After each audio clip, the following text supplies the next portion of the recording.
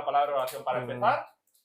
Tomamos asiento, si a alguien le falta cuadernillo, por favor, estamos atentos por eso, y luego le dejo tiempo a Antonio para que arranque, ¿vale? Vamos a hablar. Amado Padre Celestial, gracias que podemos estar aquí. Es una bendición tremenda que podamos reunir a este número de personas, que la gente esté dispuesta a venir aquí un sábado, estén dispuestos a pagar incluso por estar aquí en este día, para recibir 5 horas de enseñanza en tu palabra. Gracias por Antonio, por su familia, porque han venido hasta aquí, porque están dispuestos a hacer este esfuerzo y este sacrificio, y a la vez pues se ha preparado para poder compartir con nosotros tu palabra, y pedimos que sea de bendición. Señor, como oro siempre, yo no conozco el corazón de estas personas, no, pero tú sí. Y tú sabes lo que cada uno necesita. Y te pido, Señor, que tú obres a través del predicador hoy y nos des a cada uno lo que necesita. Lo pedimos en el nombre de Cristo. Amén. Amén.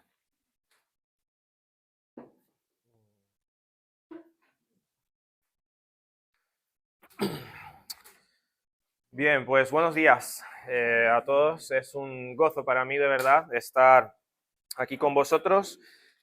Mucho, en un sentido,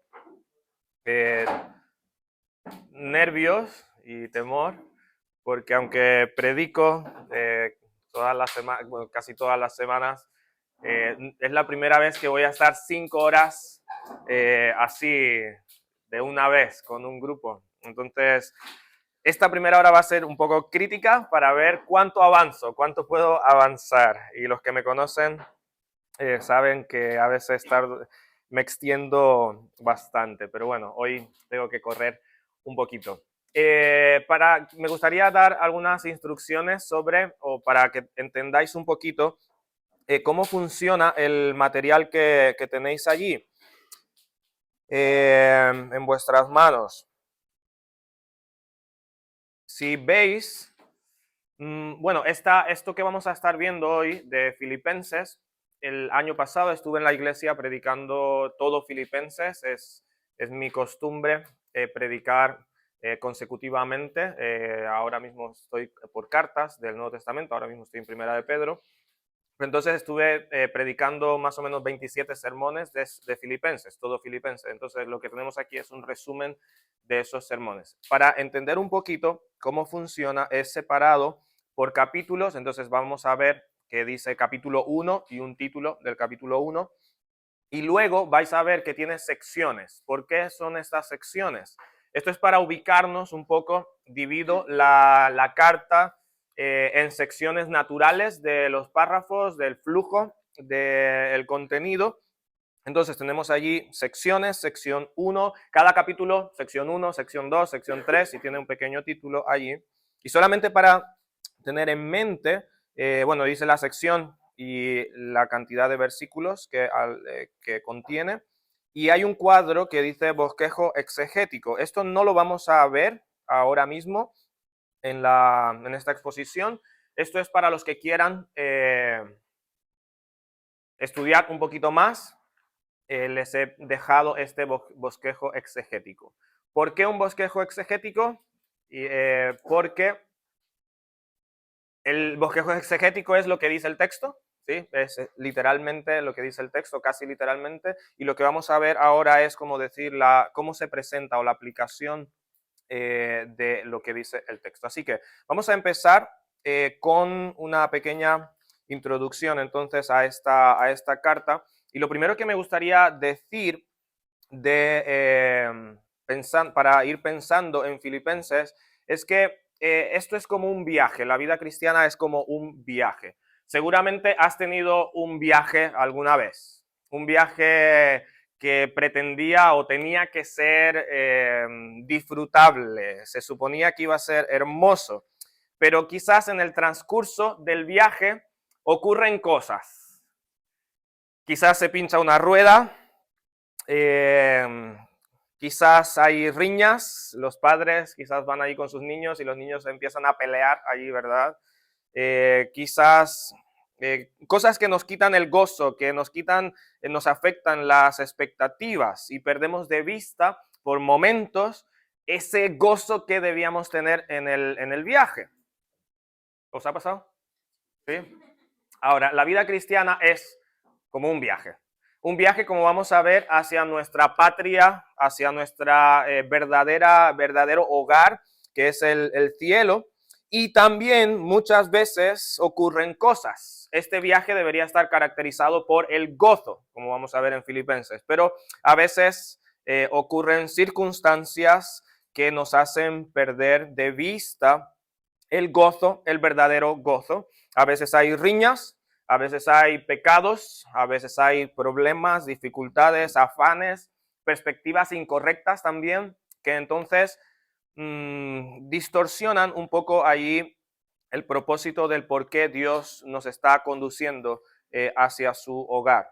Ahora, Dios entonces, por medio de su palabra, viene a recordarnos cuál es el sentido de la vida. Y Filipenses nos ayuda a esto, para entender cuál es el sentido del gozo verdadero. Solo para tener en mente, gozo o regocijo aparecen unas 14 veces, alguna de estas dos o juntas estas dos palabras, el Evangelio más o menos 8 veces, Cristo Jesús o Jesucristo o Cristo 39 veces, Dios 18 veces. Entonces, la carta a los filipenses está fuertemente marcado con un énfasis muy claro en Cristo. Cristo debe ser para nosotros el verdadero gozo, porque el verdadero gozo es Cristo. Y el verdadero cristiano, el cristiano verdadero, encuentra su gozo solamente en Cristo. Y esto es algo que quiero que pueda dirigir nuestros pensamientos al estudiar esta carta. El verdadero gozo es Cristo y solamente puedes tener un gozo a prueba de todo en Cristo, solamente y únicamente. Tenéis ahí en vuestro material el contexto de la carta. Voy a leer básicamente, esto es un extracto de un libro de este hermano conocido, Evis Carballosa. Ahí tienen el título del libro. Y para tener en mente todos el contexto. Primero, la ciudad de Filipos estaba ubicada allí en la región de Macedonia. Es en el viaje, entrando a Macedonia, es la primera ciudad allí en Macedonia. Y bueno, era una ciudad importante. En su tiempo estuvo marcado por eventos muy, muy importantes. Recibe su nombre a un conquistador, a un emperador, Filipo II.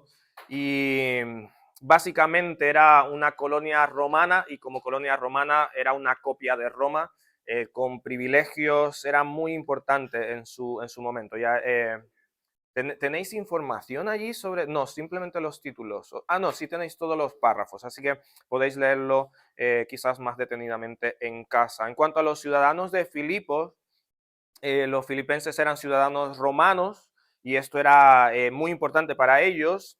La ciudadanía romana... Sí. La ciudadanía romana pues le daba muchos privilegios y derechos a los ciudadanos. Y por eso quizás lo más seguro es que Pablo luego hace mucho énfasis en que nuestra verdadera ciudadanía está en los cielos y no aquí en la tierra, porque los ciudadanos, los filipenses, al ser ciudadanos de Roma, estaban orgullosos de su ciudadanía, ¿sí? Había muchos beneficios de tener una ciudadanía. Algunos nacían ya como ciudadanos, otros compraban su ciudadanía y era muy importante. ¿Qué podemos hablar del comienzo del Evangelio en Filipos? Pues tenemos 3 eventos allí principales que marcan mucho lo que va a ser la iglesia en Filipos. Vemos ahí en Hechos 16 cómo Pablo está buscando la dirección de Dios, está tratando de predicar el Evangelio y el Espíritu Santo le estorba para ir a ciertos lugares y tiene esta visión del varón macedonio. ¿Recordamos esto? Y entonces dice que entendimos que el Espíritu Santo nos estaba guiando a entrar a Asia y cuando entran a Asia, la primera ciudad es Filipos. Y esto es importante. Entonces, hay 3 eventos allí. Dice que el día sábado, el día de la oración, Pablo va al río y tenemos la conversión de Lidia, esta mujer vendedora de púrpura, que era de Tiatira, una ciudad a la que Pablo había intentado ir y el Espíritu Santo le había dicho que no. Y entonces en Filipos es la primera conversión, esta mujer, Lidia, y se convierte ella y su familia también. Otro evento que tenemos allí es la liberación de la muchacha endemoniada, y esto causa un alboroto ahí en Filipos. Pablo y Silas son apresados y tenemos ese momento allí recordadísimo de la cárcel, ¿verdad? Donde están ellos toda la noche cantando y son librados milagrosamente. Y a raíz de esto, el tercer evento que podemos ver es la conversión del carcelero, que se convierte él y toda su casa. Entonces, este es el inicio de la iglesia en Filipos, un inicio un poco turbulento también por los eventos allí a raíz de la liberación de la muchacha endemoniada. Ahora, el propósito y la ocasión de la carta, ¿por qué se escribe esta carta? Un detalle que tenemos que tener en mente a veces es que las cartas del Nuevo Testamento no fue escrito como, se dice, como tratados de teología, así como Pablo, bueno, ahora me voy a sentar a hacer un tratado, una exposición teológica. No, se dice que las cartas son escritas de manera incidental, hay eventos que ocurren y es una respuesta a un evento. Entonces, ¿cuál es la situación que mueve al apóstol Pablo a escribir esta carta? La ocasión de la carta. Y lo más probable, dice Carballosa, es que Pablo recibe la visita de Epafrodito, que es un anciano, es un líder en la iglesia ahí en Filipos. Pablo allí en la cárcel de Roma, y Epafrodito lleva una ofrenda de parte de la iglesia de Filipos a Pablo para las necesidades de Pablo. Entonces, estando Epafrodito con Pablo, lo más probable es que Epafrodito, Pablo, al ser el fundador de la iglesia en Filipos, Epafrodito da como un reporte de lo que está ocurriendo en la iglesia, cómo va la iglesia. Y entonces, a raíz de algunas cosas que probablemente el apóstol Pablo escucha sobre lo bien que va la iglesia, también algunos problemitas que vamos a ver allí, capítulo 4, por ejemplo, el apóstol Pablo empieza a escribir a esta iglesia. No vamos a encontrar exhortaciones muy fuertes en Filipenses, es una carta súper amorosa, de hecho es la carta más amorosa del apóstol Pablo. Hay expresiones que son que muestran un aprecio grandísimo de Pablo a estos hermanos, y tampoco no se combaten herejías en esta carta, en comparación con Gálatas, por ejemplo, que Pablo está súper indignado por los Gálatas, o los Corintios, por ejemplo. Filipenses no, Filipenses es muy cercano, muy cariñoso, por decirlo de alguna manera. Dice allí, ninguna otra carta manifiesta una intimidad más profunda que la que aparece aquí en Filipenses. Yo añado que una de las razones por las que probablemente, o una de las razones que se junta a este informe de Epafrodito, a Pablo, de la iglesia, es que probablemente, bueno, la carta dice que Epafrodito se enfermó, y entonces Pablo envía a Epafrodito otra vez, porque la carta va con Epafrodito, ¿sí? A Filipos. Y entonces, algunos opinan que Pablo escribe la carta también, o aprovecha la carta para explicar sobre la enfermedad de Epafrodito, porque lo menciona en la carta que Epafrodito estaba angustiado de que los hermanos supieron de su enfermedad a punto de morir. Pero entonces hay como es como una manera de explicar por qué Pablo no se está quedando con Epafrodito, porque al parecer la iglesia quiere que Epafrodito sirva a Pablo. Pablo lo envía de regreso y Pablo está diciendo, no estoy rechazando vuestra muestra de amor al devolver a Epafrodito. Y también aclarar a la iglesia de que Epafrodito no está rechazando tampoco estar con Pablo. Entonces, explicar un poco cuáles son las razones por las que Epafrodito regresa a la iglesia en Filipos. Y bueno, lugar y fecha de redacción, solamente voy a decir que lo más, el consenso, el entendimiento más unánime en cuanto a la escritura de la carta es que fue escrita en el segundo encarcelamiento de Pablo en Roma, y alrededor del año 60, 62 o 61 al 63. Carballosa está más dirigido, inclinado a que fuera entre el 61 y el 62. Ahora, vamos a entrar entonces al capítulo 1 de la carta. Y he puesto títulos a los capítulos que nos ayuden a mantener un poco la dirección. Y otra cosa para tener en cuenta es que vais a ver que muchos de los títulos tienen esta forma: tú debes tal cosa, ¿sí? De acuerdo a la verdad que está expresada en el texto, me gusta presentarlo como una respuesta. ¿Cuál es nuestra respuesta hacia la verdad que tenemos en el texto? Entonces, vamos a ver eso mucho. Tú debes, pero no es moralismo en el sentido de que tú por tu fuerza, sino que dependemos de Cristo, dependemos del Espíritu Santo para responder de manera adecuada a su palabra. Entonces, el primer capítulo le he puesto por título: Cristo debe ser tu pasión. Para tener un gozo a prueba de todo, un gozo que resista, Cristo debe ser tu pasión, porque recuerda, no puedes tener gozo verdadero sin Cristo, si no está basado en Cristo. Y pongo allí una frase: la vida cristiana consiste en vivir por Cristo y para Cristo. Son dos cosas importantes: por Cristo y para Cristo. Eso nos lleva entonces a vivir por el Evangelio y para el Evangelio. ¿Me explico cuando digo por y para?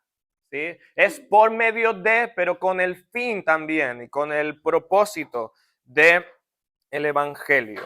En la primera sección que tenéis ahí, gozo verdadero, versículos del 1 al 2, vamos a ver cómo inicia el apóstol Pablo la carta. Inicia saludando a los hermanos, y es muy interesante cómo Pablo empieza presentándose, ¿sí?, a los hermanos. Como hemos mencionado, el tema de la carta a los filipenses trata del gozo, pero si nuestro gozo está limitado solamente a cosas materiales o a la prosperidad vista desde la perspectiva del mundo, la verdad es que no vamos a entender cuál es el sentido del gozo, no vamos a entender el gozo.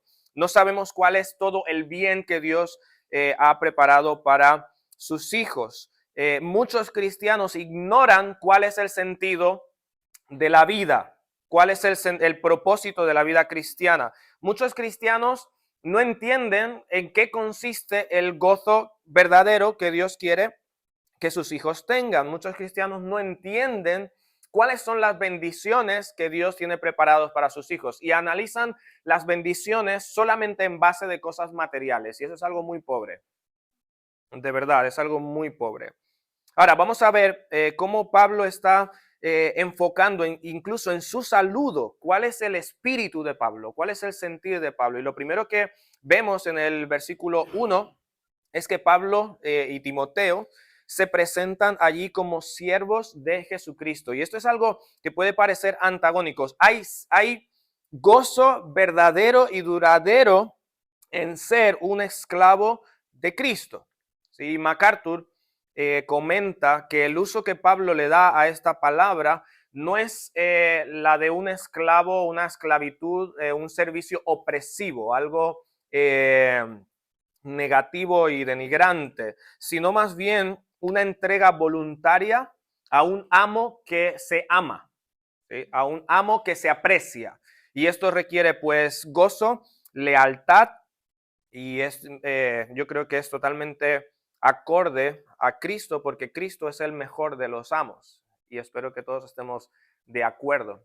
Entonces, podemos servir y entregarnos como esclavos de Cristo porque Cristo es el mejor de los amos. Y así Pablo se presenta a sí mismo y Timoteo. Pero añade a su presentación y a su saludo un deseo de bendición.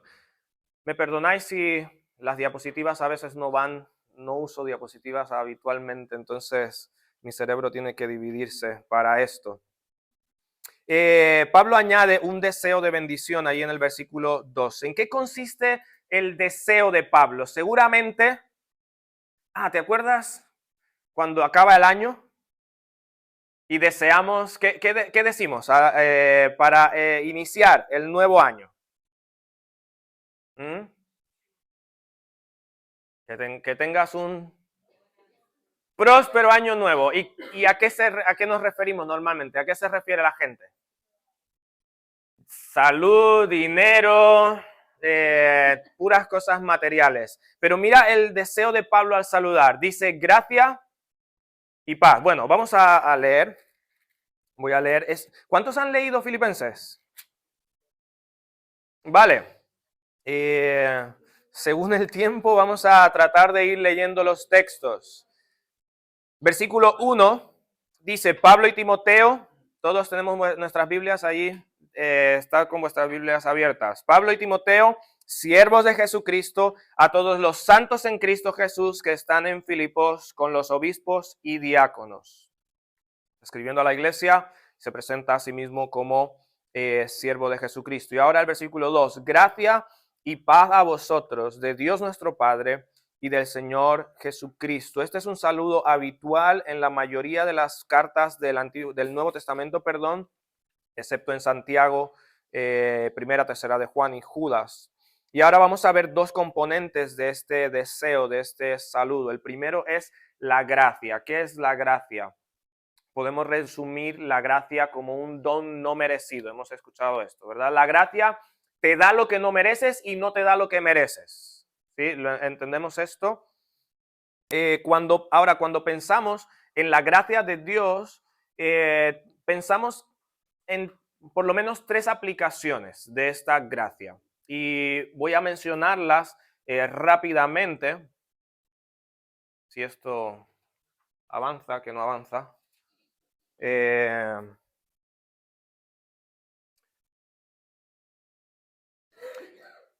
Está lo que llamamos la gracia común, podríamos decir la gracia para salvación y la gracia para los salvos. La gracia común, en resumen, es una bondad que Dios da a toda su creación. La Escritura dice que Dios hace salir su sol sobre justos e injustos. Leí una frase de un predicador, Woody Bauchman, que dice esto: ¿sabes que fue su misericordia que te despertó esta mañana? Porque su justicia debería haberte matado anoche. Y esto es así. Y esto es para todo el mundo, ¿sí? Dios aplica o da de su bondad a todo el mundo de muchas maneras. Es una gracia, por eso decimos una gracia común. Pero hay una aplicación de la gracia que es especial y particularmente para salvación. Y hay un escritor, Abraham Wood, que lo define de esta manera. Es el eterno y absoluto favor libre de Dios manifestado en conceder bendiciones espirituales y eternas a los culpables e indignos. Lo que quiere decir es que está la gracia común, pero está esta parte de la gracia de Dios que manifiesta su bondad particularmente para salvación a aquellos que son indignos, que en realidad somos todos. Nadie es merecedor de la gracia de Dios. Espero que todos estemos de acuerdo con esto. ¿Por qué? Porque es gracia. ¿Sí? Es gracia. No se puede ganar. Es un don no merecido. No hay nadie que esté más cerca del cielo que otra persona. A veces decimos, está cerquita de conocer al Señor. No, todos están lejos de conocer al Señor. Nadie es más fácil o más difícil de salvar, porque el que salva es Dios. Dice la Escritura que la salvación es del Señor. Desde el moralista que se esfuerza por llevar una vida, una imagen limpia delante de los hombres, que no se involucra quizás en escándalos por amor a su propia imagen, hasta el mayor de los depravados, hasta el mayor de los distorsionados por el pecado, todos están igualmente y terriblemente perdidos. No hay nadie bueno, dice la Escritura, ¿verdad? En Romanos capítulo 3. Todos están solamente a un paso de la muerte, ¿sí? Del infierno. Y solamente la gracia de Dios puede salvar a cualquiera de estos extremos de personas que podríamos decir. No hay salvación imposible, ¿sí? Por la gracia de Dios. No hay pecador tan perdido que la gracia de Dios no pueda salvar y transformar, porque a decir verdad, todos hemos nacido perdidos. Y con el paso del tiempo, nuestro camino es alejarnos más y más y más de Dios. Me gusta aclarar esto sobre todo para jóvenes o personas que han nacido en un hogar cristiano. Quizás son hijos de pastores o de misioneros o en una familia cristiana.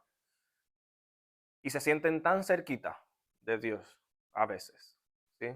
O a veces dicen, es que yo no he hecho tantas cosas malas. Y es como que si nuestra vida no vale la pena porque Dios no nos ha rescatado de algo tan terrible.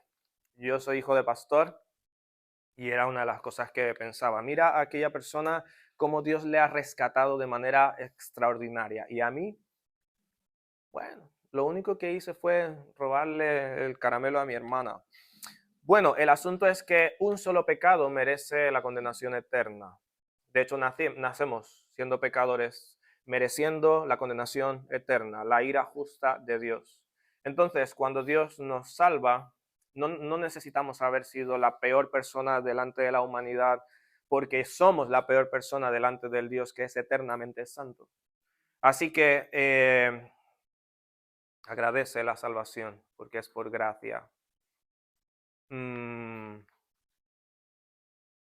mismo tiempo, cuando pensamos de otras personas y decimos, este es imposible que se salve, ¿sabes qué? Tú también eras imposible de salvarte. Y es un desprecio a la gracia de Dios, es un desprecio al poder de Dios. Cuando clasificamos a personas en capacidad, según nuestra interpretación, de capacidad de salvación, estamos diciendo que la salvación está basada en el estatus de la persona. Y esto es una aberración, esto es una ofensa a la gracia de Dios. Último paréntesis en esto, jóvenes, no desees experimentar lo peor del mundo para sentir que Dios te ha rescatado. No, da gracias a Dios que te ha liberado de muchas cosas que ofenden su carácter santo, ¿sí? Entonces podríamos hablar de la gracia común, de la gracia para salvación, pero lo que nos vamos a enfocar aquí en Filipenses es la gracia para los salvos, y es más específicamente lo que el apóstol Pablo está diciendo. A veces nos olvidamos, de que necesitamos la gracia todos los días para vivir. Esta una gracia que es aplicada a los creyentes y que les capacita para... esto no va y no sé por qué. Igual es mi ordenador. Bueno. Perdón. Es la gracia que les capacita para comprender las Escrituras, para enfrentar, soportar las pruebas, para enfrentar cada tentación, para hacer la obra de Dios, para predicar el Evangelio, para dar testimonio, para tener una vida victoriosa en Cristo. Para todo necesitas la gracia de Dios. Necesitas esa capacitación por medio del Espíritu Santo, porque por ti mismo tú no puedes agradar a Dios. ¿Sí? Agradamos a Dios por la obra del Espíritu Santo, por el poder del Espíritu Santo, y es un don no merecido. Sí, es un don no merecido también. Simplemente os leo, Hechos 4:33 dice, y con gran poder los apóstoles daban testimonio de la resurrección del Señor Jesús, y abundante gracia era sobre todos ellos. En 1 Corintios 15:10 dice, pero por la gracia de Dios soy lo que soy, y su gracia no ha sido en vano para conmigo. Antes he trabajado más que todos ellos, pero no yo, sino la gracia de Dios conmigo. El apóstol Pablo está diciendo, mira, yo he trabajado más que el resto de los apóstoles en un sentido, pero no soy yo, ¿sí? Es la gracia de Dios. Y la gracia de Dios estaba sobre Pablo y la gracia de Dios estaba sobre Pedro y sobre cada uno de los apóstoles, haciendo lo que Dios quería que ellos hicieran, ¿sí? Y más adelante el apóstol Pablo aquí en Filipenses nos va a decir que es Dios quien produce en nosotros el querer como el hacer por su buena voluntad. Entonces, cuando tú tienes deseo de agradar a Dios es por su gracia, porque si fuera por tu propio deseo, irías corriendo al pecado, ¿sí? Entonces, considera, ¿sí? Mira esto, cuando tú crees que Dios tiene que bendecirte porque tú ofrendaste el domingo, estás despreciando la gracia de Dios. Estás confiando en tus fuerzas. Cuando tú crees que el día te tiene que ir súper bien porque leíste tu Biblia esa mañana y oraste, y entonces justamente cuando llegaste al coche tenías la rueda pinchada y dices, ay Señor, ¿por qué si hoy leí la Biblia? Estás confiando en ti mismo. Sí, es la gracia de Dios quien te permite hacer lo que a Él le agrada. La otra parte de esta bendición, de este deseo, es la paz de Dios. Y esto está relacionado, ¿sí?, con la armonía entre Dios y el hombre mediante el Evangelio. Bueno, podemos hablar de la paz en muchos sentidos, ¿sí?, en el mundo, pero vamos a enfocarnos en la paz pensando o partiendo de la armonía de Dios entre el hombre, entre Dios y el hombre mediante el Evangelio. Es un reposo, un contentamiento que viene de saber que tenemos paz con Dios. ¿Te acuerdas? Romanos 5.1 dice, se me olvida que dice Romanos 5.1. Justificados pues por la fe, tenemos paz para con Dios por medio de Jesucristo. Y mira lo que dice Romanos 15.33. Dice, el Dios de esperanza os llene de todo gozo y paz en el creer, para que abundéis en esperanza por el poder del Espíritu Santo. Y el Dios de paz sea con todos vosotros. Amén. Segunda Tesalonicenses 3.16, y el mismo Señor de paz os dé siempre paz en toda manera. El Señor sea con todos vosotros. Y yo creo que todos debemos desear esta paz, ¿sí?, que viene de la conciencia, del entendimiento de que somos hijos de Dios y que no estamos enemistados con Dios, de que Dios no está enemistado con nosotros. Y la pregunta es si realmente valoramos esta paz o valoramos la paz según el mundo. La pregunta es si agradecemos a Dios por esta paz que viene por saber que nuestra deuda con Dios ha sido saldada. La pregunta que debes hacerte es si de verdad Dios no está airado contigo, si de verdad eres hijo de Dios. Porque si no has venido a Dios en arrepentimiento y fe, no tienes verdadera paz. Dice, no hay paz, dijo mi Dios, para los impíos. Y yo quiero preguntarte de verdad, porque estamos hablando de gozo verdadero, pero el gozo verdadero viene por saber que estamos en paz con Dios. Porque si no, lo único que hay es condenación eterna. Y confío que estoy hablando a un grupo de creyentes. Pero también sé por la palabra de Dios de que es muy probable que haya personas aquí que no son verdaderos hijos de Dios. Y necesitas experimentar esta gracia. Necesitas saber si has puesto realmente tu fe en Cristo. Necesitas estar seguro de que te has arrepentido de tus pecados. Porque si no, no eres hijo de Dios. Es el Evangelio, es lo que Cristo dice. Empezando su ministerio, dice, el tiempo se ha cumplido, el reino de los cielos se ha acercado, arrepentíos y creed en el Evangelio. Y lamentablemente muchas personas están en las iglesias buscando gozo verdadero sin arrepentimiento y fe. Y eso no puede ser, no puede ser. Necesitas estar seguro de que has creído en el Evangelio. Y no estoy aquí queriendo poner duda de gratis. No. Quiero que puedas estar seguro, porque si no, lo único que te queda es condenación eterna, eterna. ¿Sí? ¿Por qué? Mira el origen de esta bendición. Gracia y paz a vosotros, de Dios nuestro Padre y del Señor Jesucristo. El apóstol Pablo termina este saludo diciendo, ¿de dónde es que viene la paz y esta gracia? de Dios nuestro Padre y del Señor Jesucristo. Así que si no tienes a Cristo, realmente no tienes verdadera paz y no vas a tener verdadero gozo. ¿Cómo mides el gozo en tu vida? ¿Qué es lo que te da más alegría, más gozo en tu vida? ¿Qué es lo que más disfrutas? ¿Qué es lo que da más tranquilidad a tu corazón? ¿Tú tienes gozo verdadero?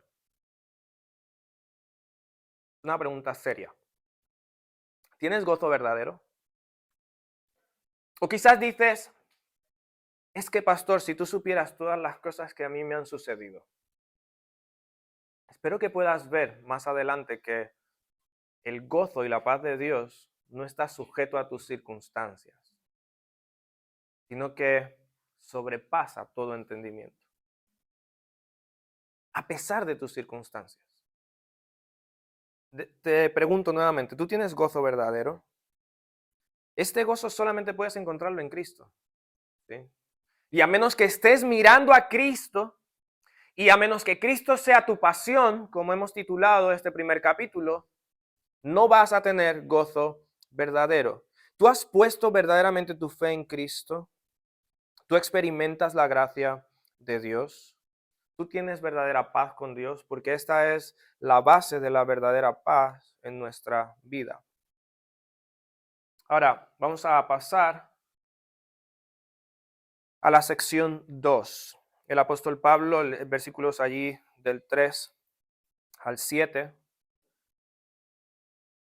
nos dice, doy gracias a mi Dios siempre que me acuerdo de vosotros, siempre en todas mis oraciones, rogando con gozo por todos vosotros, por vuestra comunión en el Evangelio desde el primer día hasta ahora, estando persuadido de esto, que el que comenzó en vosotros la buena obra, ¿la qué? La perfeccionará hasta el día de Jesucristo, un versículo conocido, ¿verdad? Como me es justo sentir esto de todos vosotros, por cuanto os tengo en el corazón y en mis prisiones, y en la defensa y confirmación del Evangelio, todos vosotros sois participantes conmigo de la gracia. Vemos este amor del apóstol Pablo, porque os tengo en el corazón. ¿Sí? Muy interesante, muy bonito. Ahora, lo primero que me gustaría que pensáramos en esta sección, hablando del gozo en la comunión del Evangelio, porque el apóstol dirige su saludo hacia expresar su gozo por los hermanos, porque ellos participan de la comunión del Evangelio. Y lo primero que me gustaría que pensáramos es que tú debes tener gozo en orar por los que participan en la comunión del Evangelio. Es muy interesante porque el apóstol Pablo, cuando está viendo a estos hermanos, cuando él está pensando en estos creyentes allí en Filipos, él ve a personas salvas, a personas que han sido regeneradas, personas que no son ajenas a la familia de Dios, personas que no son ajenas al Evangelio. Y la palabra que usa allí, el versículo 5, lo tenéis este párrafo ahí en vuestros materiales, la palabra es koinonía y esto significa participar en algo donde hay compañerismo y hay comunión. Ahora, ¿de qué clase de comunión está hablando el apóstol Pablo? ¿Sí? La comunión que expresa esta palabra en este contexto es de un compañerismo profundo que se encuentra solamente en el Evangelio, porque es participar de la vida de Cristo. Somos miembros de la familia de Dios. Cuando vemos las palabras del apóstol Pablo en Romanos, por ejemplo, dice que hemos sido unidos a Cristo. Todos los creyentes hemos sido injertados, hemos sido bautizados en Cristo. También en 2 Corintios se nos habla de que tenemos comunión en el Espíritu Santo. Entonces, esta koinonía, esta comunión tiene que ver con estar unidos a Cristo, y por estar unidos a Cristo, y Cristo es uno con el Padre, entonces tenemos comunión con el Padre.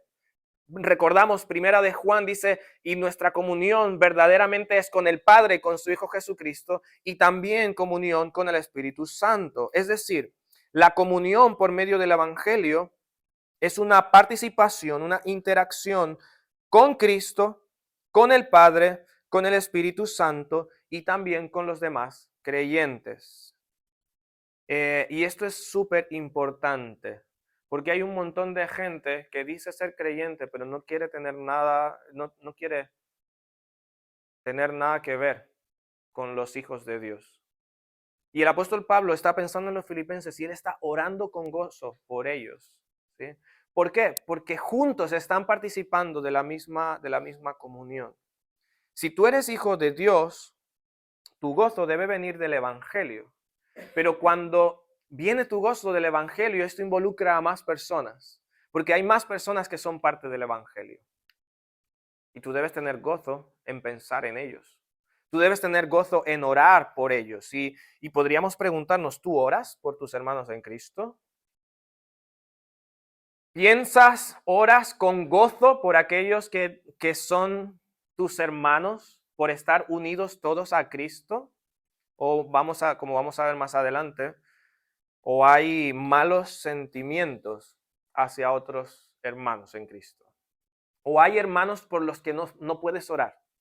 ¿Sí? Interesante pensar. Tú debes tener gozo en orar, en pensar, en orar, interceder por los hermanos. Tú debes tener gozo. Me estoy adelantando. Tú debes tener gozo en la obra del Evangelio. Y aquí vamos a analizar algunas cositas, un par de cosas. Debes tener gozo en la obra del Evangelio. En primer lugar, porque la obra del Evangelio es una obra constante, es lo que tenéis ahí en el material, en A, es una obra constante. Mira lo que dice ahí en el versículo 5, que él ora dando gracias a Dios por vuestra comunión en el Evangelio desde el primer día hasta ahora. ¿Cuál es el primer día? Cuando analizamos al principio, cuando él empieza a predicar en Filipos, se convierte Lidia, se convierte el carcelero y más personas allí. Desde allí hasta este momento que Pablo está escribiendo la carta, estos hermanos estaban perseverando, estaban avanzando en su vida cristiana. Y hermanos, tenemos que pensar en esto. La obra del Evangelio no se detiene. Es algo que empieza y una vez que empieza, perdura, avanza de manera constante desde el primer día hasta ahora. Estoy convencido por la palabra de Dios de que la salvación no se pierde. ¿Por qué? Porque la salvación es del Señor y Dios no le va a dar salvación a alguien que no ha confiado en Él verdaderamente. Dios no le va a dar salvación a alguien que desde la eternidad, y no quiero meterme en que puede ser un embrollo, pero la Escritura habla de la responsabilidad humana, pero también habla de la elección y no sabemos cómo interactúan exactamente entre sí, pero Dios también ha elegido a los salvos y al mismo tiempo el hombre es responsable, pero la salvación no depende de ti, ni mantener la salvación depende de ti, es un fruto de la gracia de Dios, como ya hemos hablado. Entonces, la salvación empieza y no se detiene. Y yo quiero decirte entonces que si eres salvo, debes ver una diferencia entre ayer y hoy hacia la imagen de Cristo.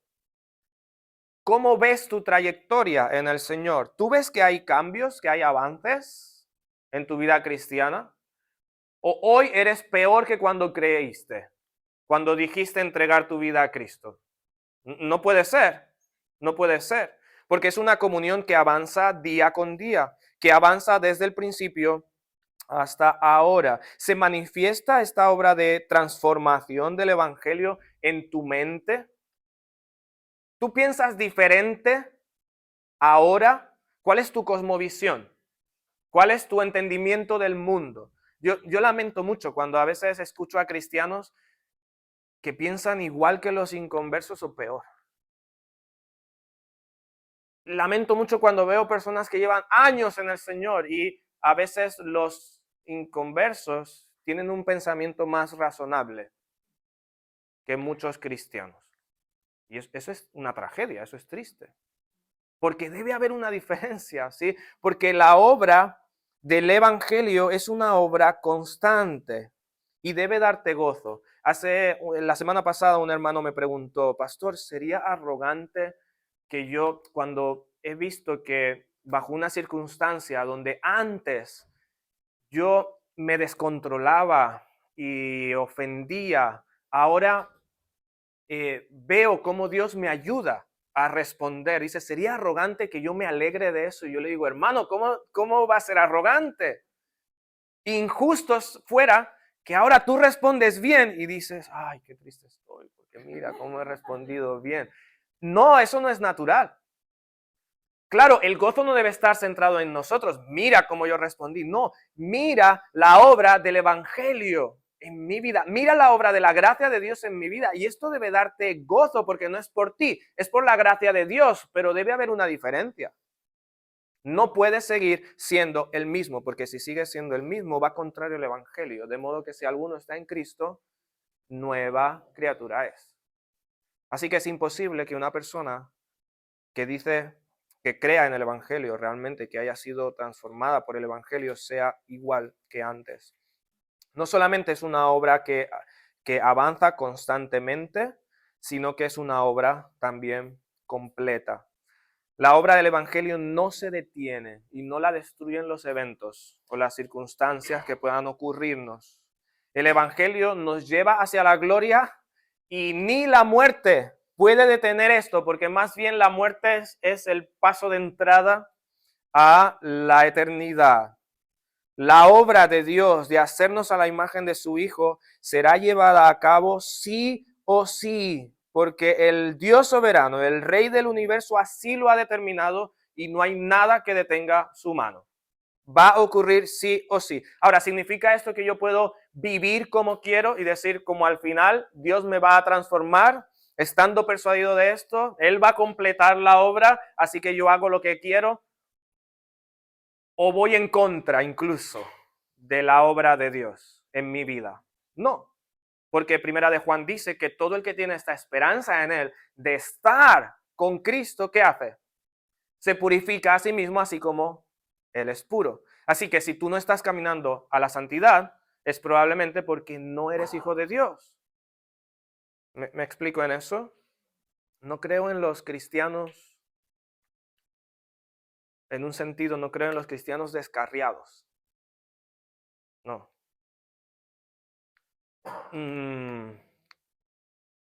Entiendo que hay cristianos y muchas veces sufrimos baches, pero un verdadero hijo de Dios no puede estar permanentemente, perennemente alejado de Dios sin ver la disciplina de Dios en su propia vida, porque Dios al que ama disciplina. Y si se os deja sin disciplina, entonces no sois hijos, sois bastardos.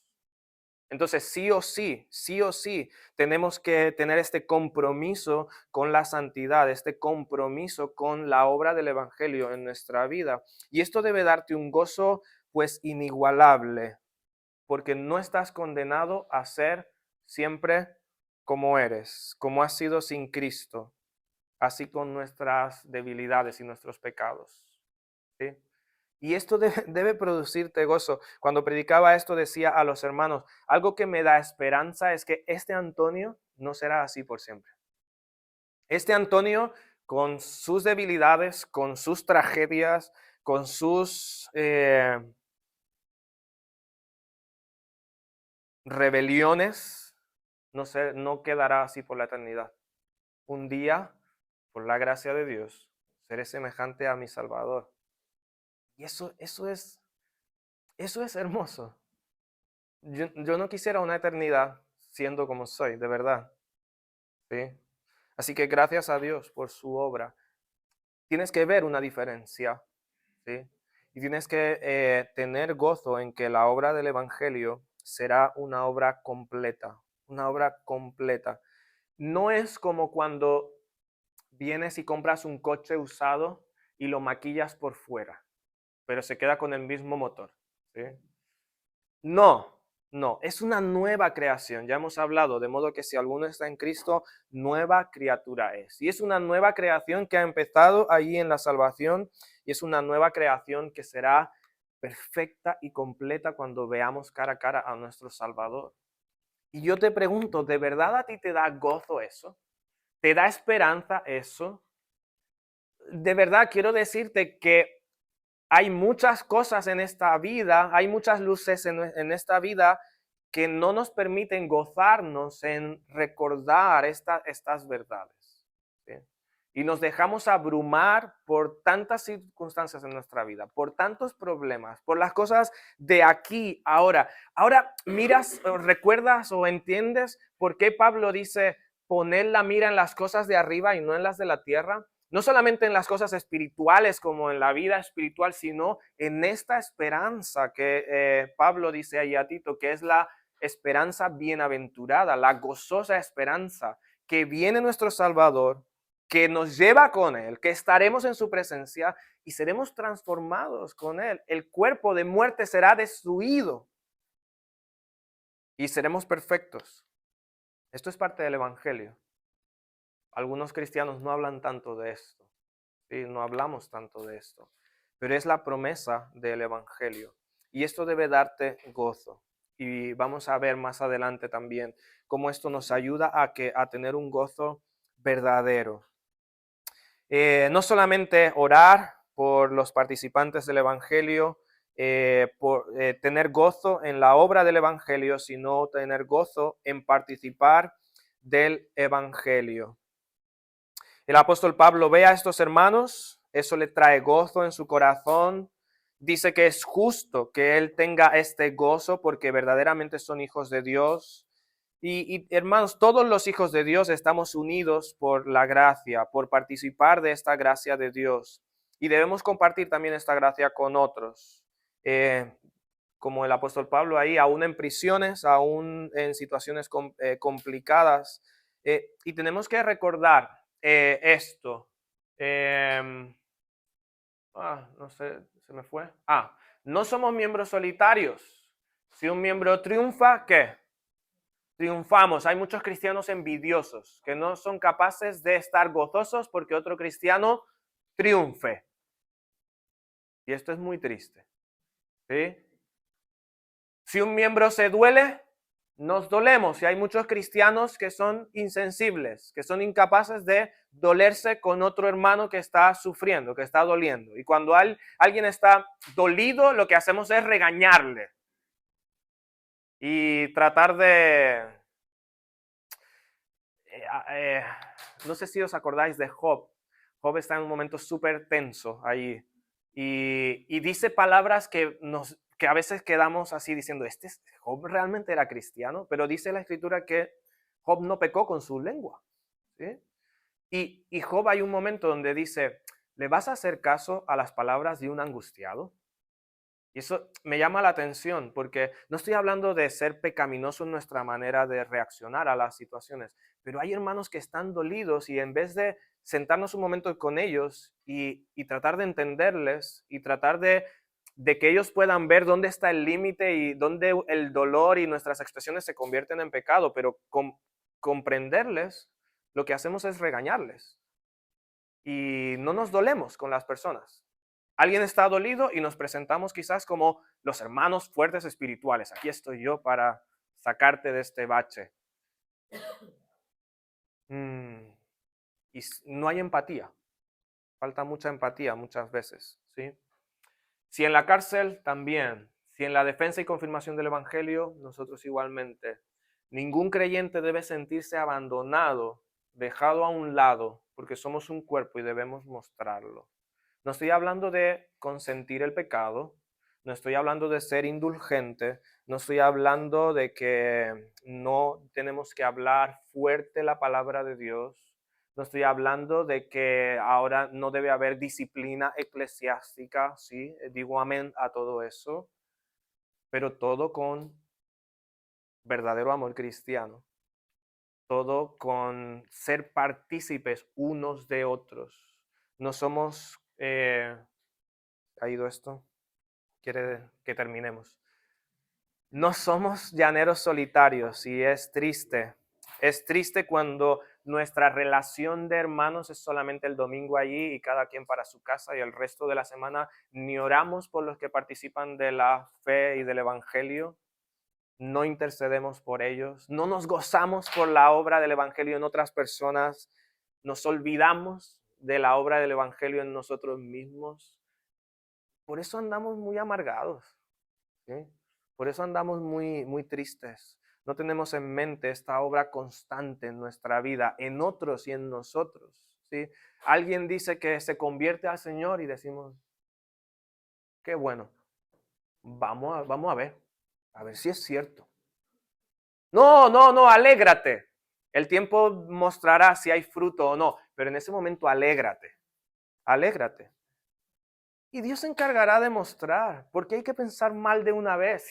Si ha escuchado el Evangelio conforme a la Escritura, si le hemos presentado a Cristo, si ha habido una manifestación externa de arrepentimiento y fe, alégrate. El día de mañana, cuando veamos los frutos, habrá confirmación o no, pero alégrate, ¿sí?